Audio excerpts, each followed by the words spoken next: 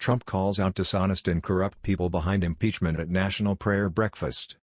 President Donald Trump denounced the actions of his political opponents, especially those who pushed for his impeachment, calling them dishonest and corrupt, during a speech before the National Prayer Breakfast. President Trump addressed the 68th Annual National Prayer Breakfast on Thursday morning, held in Washington, D.C., the day after the United States Senate voted to acquit him of 2 articles of impeachment brought by Democrats in the lower chamber. At the start of his speech, he said that he was unsure he could agree with the idea of loving one's enemies, a theme of the prayer breakfast, in light of the impeachment trial. As everybody knows, my family, our great country, and your president have been put through a terrible ordeal by some very dishonest and corrupt people, Trump said. They have done everything possible to destroy us and by so doing, very badly hurt our nation. They know what they are doing is wrong, but they put themselves far ahead of our great country. Trump commended courageous Republican politicians and leaders for opposing impeachment, while declaring, "I don't like people who use their faith as justification for doing what they know is wrong." Without specifically naming the Democratic Speaker of the House, the president criticized Nancy Pelosi, who months back had said that she prays for the president's well-being. "Nor do I like people who say I pray for you when they know that that's not so," he said. "So many people have been hurt and we can't let that go on." Later in the speech, he admitted that loving one's enemies, which the keynote speaker Arthur Brooks discussed, was not easy when it came to impeachment. "When they impeach you for nothing, you're supposed to like them. It's not easy, folks. I'm doing my best," said Trump, getting some laughter from the audience.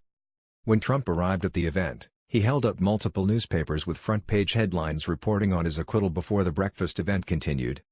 Trump also discussed other matters, including statistics on economic progress, the value of religious freedom in the U.S., and the importance of faith in everyday life. "So much of the greatness we have achieved, the mysteries we have unlocked and the wonders we've built, the challenges we've met, and the incredible heights that we've reached, has come from the faith of our families and the prayers of our people," the president said. Trump also called on attendees to vote in the presidential election in November, "because you have a lot of people out there that aren't liking what we're doing. Together, we are building the world's most prosperous and inclusive society," he said. "We are lifting up citizens of every race, color, religion, and creed." Attended by thousands of political and religious leaders from several countries, the National Prayer Breakfast featured scripture readings from members of Congress. The official welcome and opening prayer were given by Reps.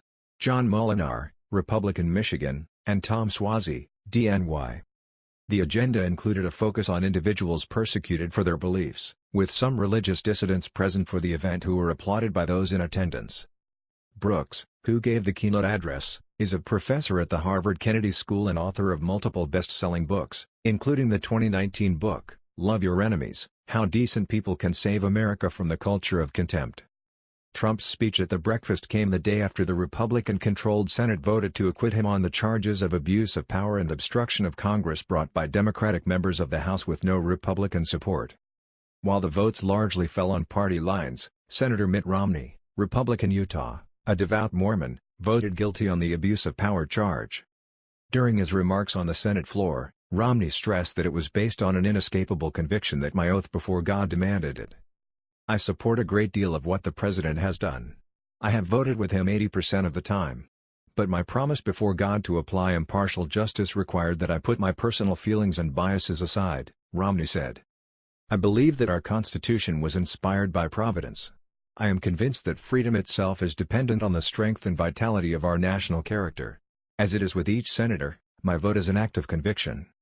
This news is brought to you by the Christian Post.